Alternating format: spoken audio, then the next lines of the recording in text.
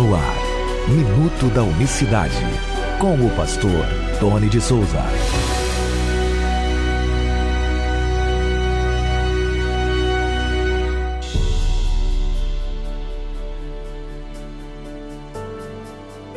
Olá, queridos, graça e paz da parte do nosso grande Deus e Salvador Jesus Cristo. Que Deus abençoe a todos nesta quinta-feira, dia 3 de julho de 2025. Deus abençoe você e a sua casa.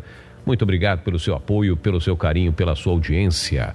É um prazer ter você por aqui, pelo YouTube, canal Minuto da Unicidade. Se inscreva, não esqueça de se inscrever. Não passe por aqui sem se inscrever, sem deixar um like, um comentário, porque aí esse vídeo vai ganhar relevância, né? O YouTube, a plataforma vai entender que ele precisa ser indicado para outras pessoas e você colabora comigo também desta forma. Por falar em colaborar, o mês começou e a gente sempre tem os nossos desafios a honrar a cada mês. A cada mês é uma guerra, a cada mês é uma batalha. Por isso sempre eu peço o seu apoio para que envie para nós uma colaboração. Aí na descrição do vídeo tem a maneira como apoiar o nosso trabalho.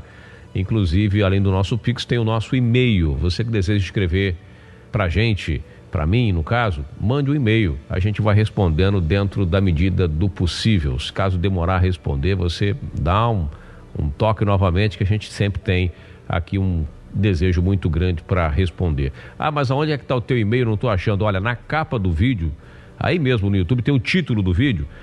Se você observar aí no rodapé, tem um e-mail agora, tem um símbolo lá da internet e o e-mail ali. Meu e-mail, tonydesouza@gmail.com. Dá uma olhadinha lá, Tony de Souza com 2 N's, de Souza com o Souza com Z. Tá lá na capa desse vídeo aí. Vai lá, manda uma mensagem pra gente, tá certo? Um dos textos usados para comprovar a doutrina da Trindade está lá na primeira carta que escreve o apóstolo Paulo aos Coríntios. Eu vou ler para você, que diz assim, olha só que interessante. 1 Coríntios capítulo 15, eu vou ler a partir do verso 21. Porque assim como a morte veio por um homem, também a ressurreição dos mortos veio por um homem. Porque assim como todos morrem em Adão, assim também todos serão vivificados em Cristo. Mas cada um por sua ordem. Cristo, as primícias, depois os que são de Cristo na sua vinda. Depois virá o fim, quando tiver entregado o reino a Deus, ao Pai, e quando houver aniquilado todo o império e toda a potestade e força. Porque convém que reine até que haja posto a todos os inimigos debaixo dos seus pés. Ora, o último inimigo que há de ser aniquilado é a morte. Esse texto está em 1 Coríntios, capítulo 15. Eu li aqui do verso 21 até o verso 26. Mas o versículo que eu queria destacar aqui é o versículo 24, que diz assim: depois virá o fim, quando tiver entregado o reino a Deus, ao Pai. Ou seja, esse texto, segundo Paulo, diz que Jesus vai entregar o reino dele ao Pai. E esse texto se usa muito para poder dizer, olha aqui a distinção, Jesus vai entregar o reino para o Pai. Aí você vê duas pessoas, literalmente, Jesus vai estar entregando o reino para Deus Pai. E game over, acabou o debate, não tem mais debate, porque ele vai entregar o reino ao Pai. Lamento essa interpretação, né? Essa exegese, porque a exegese é o quê? É você pesquisar todos os textos correlacionados ao tema, se nós estamos falando de reino, como será o reino de Cristo, como será o seu governo. Então nós temos que ver aqui as mensagens na Bíblia, que isso chama-se contexto, exegese. Vamos ver as mensagens sobre a duração, a durabilidade do reinado dele, e aí a gente vai fazendo o nosso estudo. Porque você não pode pegar esse texto aqui, ó, tá aqui, Jesus vai entregar o reino ao Pai, tem dois aqui, vai passar o reino para o outro. E será que é disso que Paulo está falando? Por isso eu tomei o cuidado aqui de ler um pouquinho do texto, acima e abaixo. Para que ao ler o texto, pelo menos um pouquinho do texto, ao ler o contexto ali direto, né, o contexto imediato, você tenha uma ideia do que está sendo tratado ali. Para você ter o bom é que leia todo o capítulo, do que é que está sendo falado. Isso é muito importante. Dito isto, vamos aí adiantar aqui e ler algumas passagens. É claro que não dá para falar sobre tudo. Ontem tem Uma pessoa reclamou lá, mas fala e não diz nada. Vamos lá, você que está me ouvindo aí, vamos ver o que fala a palavra de Deus, a durabilidade, isso é muito importante. Quanto tempo durará o reino de Cristo? A Bíblia fala, diz aqui, vou ler um texto para você, Lucas capítulo 1, verso 30. Então disse-lhe o anjo: Maria, não temas, porque achaste graça diante de Deus. E eis que em teu ventre conceberás e dará luz a um filho, e se chamarás o seu nome Jesus. Este será grande, será chamado Filho do Altíssimo. Será chamado Filho do Altíssimo. E o Senhor Deus lhe dará o trono de Davi, seu pai. Verso 33, e reinará eternamente na casa de Jacó, e o seu reinado não terá fim. Lucas capítulo 1, verso 30 ao 33. Verso 33 diz que o reinado dele, ele reinará eternamente, e não terá fim. Não terá fim. É a mesma palavra que diz lá o profeta Daniel. E foi-lhe dado domínio e honra e o reino para que todos os povos, nações e línguas o servissem. E o seu domínio é um domínio eterno, que não passará, e o seu reinado tal que não será destruído. Um reino como se fosse, não, eu entendo isso como um reino vitalício. A Bíblia diz que é vitalício. O anjo, quando vai falar dele para Maria, para sua mãe, diz, o reino dele não terá fim, ele reinará eternamente, ou seja, para sempre. É uma metáfora. Jesus está aqui, o anjo está exagerando aqui, é uma hipérbole? Acredito que não, porque depois dele ressurreto, o apóstolo Paulo escreve já para o jovem Timóteo, dizendo: mas por isso alcancei misericórdia, para que em mim, que sou o principal, Jesus Cristo mostrasse toda a sua longanimidade, para exemplo dos que haviam de crer nele para a vida eterna. Ora, ao Rei dos séculos, imortal, invisível, ao único Deus, seja honra e glória para todos sempre. Ao Rei dos séculos, imortal, invisível, seja glória para todos sempre. Ao Rei eterno, em outras traduções, ao Rei eterno, imortal. Eu queria aquela tradução, aqui está Rei dos séculos, mas outras traduções dizem ao Rei eterno. Ou seja, vai reinar eternamente, é o Rei eterno. E ele está apontando aqui para quem? Para Cristo. Então, como Paulo diz que ele vai entregar o reino a Deus, ao Pai. Esses temas eu falo para a nossa audiência aqui. Não é tema que a gente resolve num vídeo aqui, num áudio de 10 minutos, 15 minutos. Não dá para resolver. É tema de palestra, de simpósio, não é ou não é? É um tema que requer que a gente aprofunde bastante, empenho, estudo e esmiuçar o assunto. Mas eu citei aqui algumas referências aí, Lucas, Daniel, Timóteo, dizendo, olha, o reinado dele é para sempre. Como que Paulo vem e diz que quando tiver entregado o reino, virá o fim, quando ele tiver entregado o reino ao Deus, ao Pai. Em primeiro lugar, temos um só Deus e um só Pai. Segundo diz a Bíblia, a própria Bíblia, o apóstolo Paulo diz aos Efésios, capítulo 6, verso 6, um só Deus e Pai. Efésios 4, 6, perdão. Um só Deus, o Pai. Temos um só Pai, um só Deus. E Jesus, em algumas oportunidades, ele se apresenta como Pai.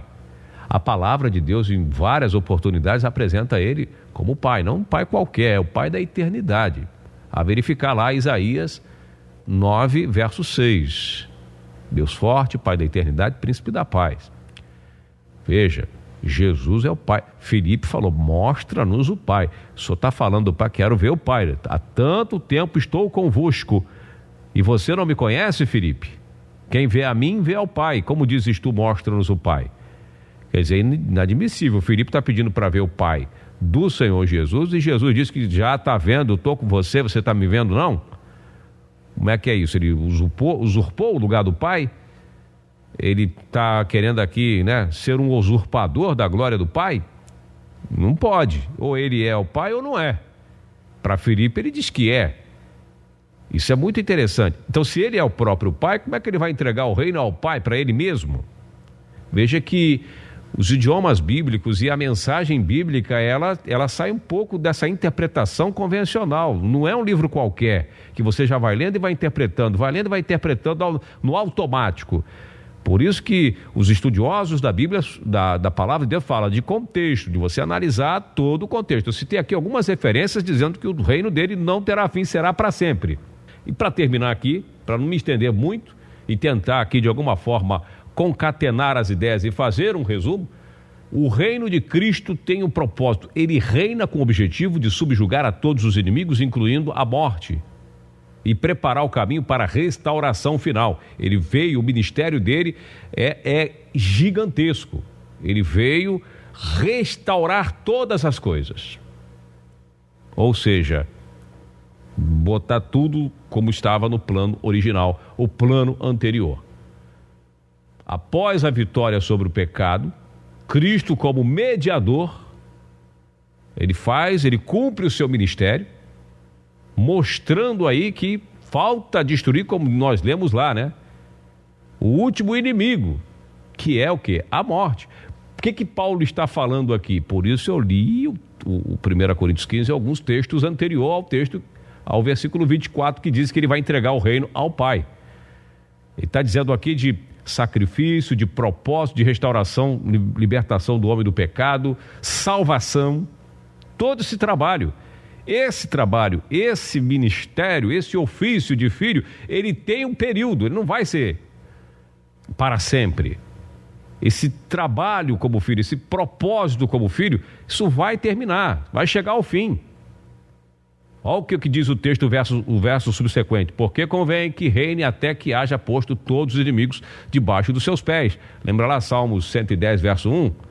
Disse o Senhor ao meu Senhor, até que ponha os inimigos debaixo dos seus pés? Pois é, o último inimigo, diz Paulo, verso 26 aí de 1 Coríntios 15. Ora, o último inimigo que há de ser aniquilado é a morte. E ele diz mais, verso 26, porque todas as coisas sujeitou debaixo dos seus pés.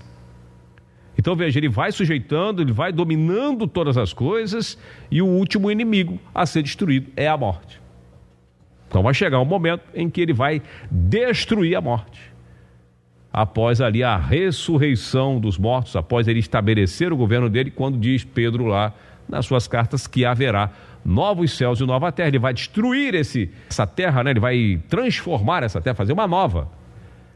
E aí ele vai ter cumprido toda aquela fase. Essa é a mensagem do apóstolo Paulo. Não que ele vai chegar aqui, pai, toma aqui o teu... Então ele não vai reinar eternamente. Então Lucas errou dizendo que o governo dele será infinito, para sempre. Daniel também disse que nunca será destruído o reino dele. Nunca terá fim, melhor dizendo, nunca vai ser destruído, né? E não vai ter fim. O rei eterno, como diz Paulo, ele é um rei eterno, rei dos reis, senhor dos senhores, como diz Apocalipse, capítulo 19.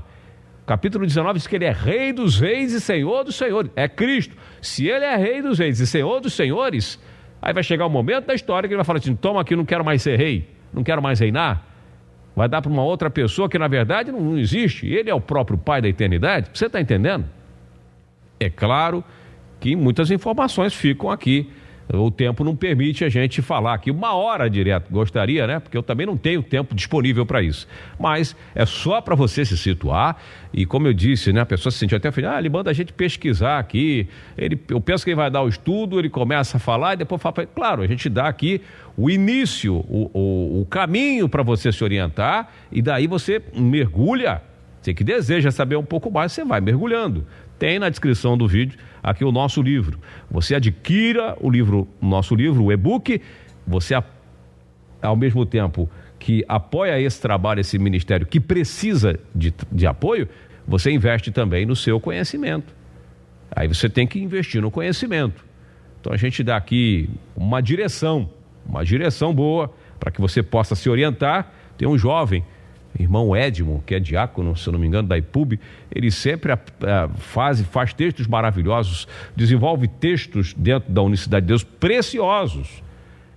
E aí, né, sempre, pastor, me orienta por aqui, como é que a gente vai? E ele vai embora. A gente vai, ele consegue, né, às vezes uma referência ou outra, fazer belos textos. Isso é muito importante e essa é a recomendação para você. Amanhã nós voltaremos com mais uma edição do Minuto da Unicidade. Não deixe de apoiar, de incentivar este ministério que tem esse objetivo de manter acesa a mensagem da unicidade de Deus. Que Deus abençoe a todos de maneira rica e abundante. Graça e paz. Minuto da Unicidade.